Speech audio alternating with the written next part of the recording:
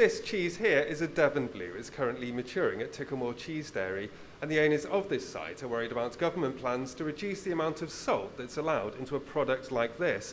They say it could have knock-on unintended consequences and potentially make the product unviable. So we do dry salting. We rub dry salt on the outside of the cheese. So that migrates into the trees, drawing moisture out and adding to the texture of the cheese.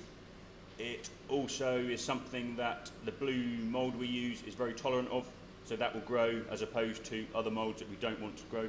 It kills all the bad bacteria.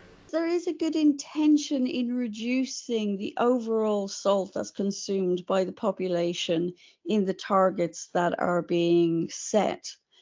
However, that really works when you're talking about foods like ready meals, where there's a recipe that you can play with and you can adjust the salt levels and various different levels of ingredients and nutrients and all of the other things to get a final product that's acceptable to the British public. But when you're talking about traditional foods like cheese, this becomes extraordinarily difficult. And I think what people don't realize is there are really very few ingredients in cheese. And those ingredients that are there meet specific purposes. So when you talk about salt, it's not just about taste, it forms an integral part of cheese making. And we are concerned that the safety and the quality of the product will be affected with the new salt targets.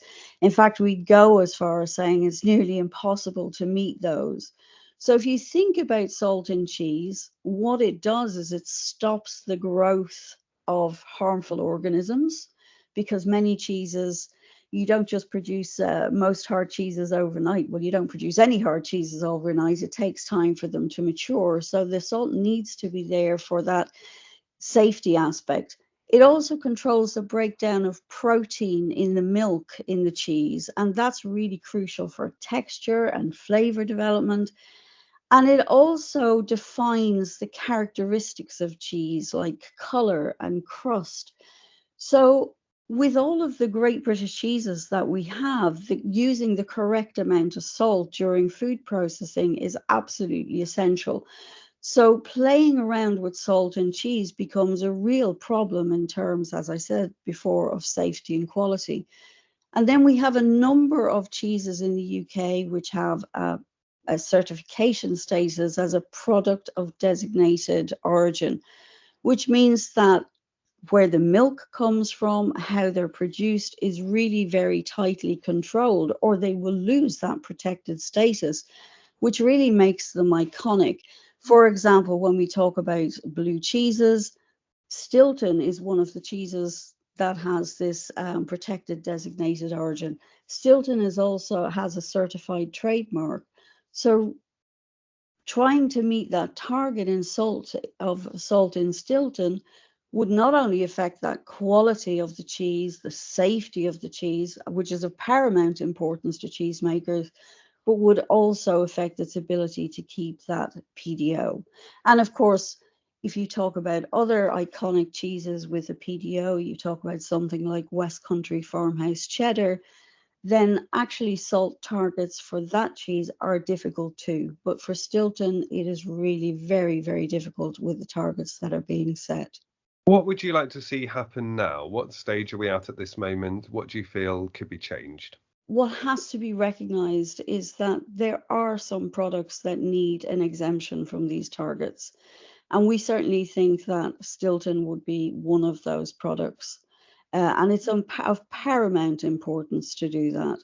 You know, if you think of the tolerance of the British public also for changes to the product, even if it was technically possible to change the salt in some of these blue cheeses, they would not be acceptable to the palates of the British consumer. And because these targets are being placed on British cheeses and not on cheeses which are coming in from abroad, and we have no problem with cheeses from abroad, but we need to protect our great British cheeses as well, then it does put British cheesemakers at a disadvantage from various points of view.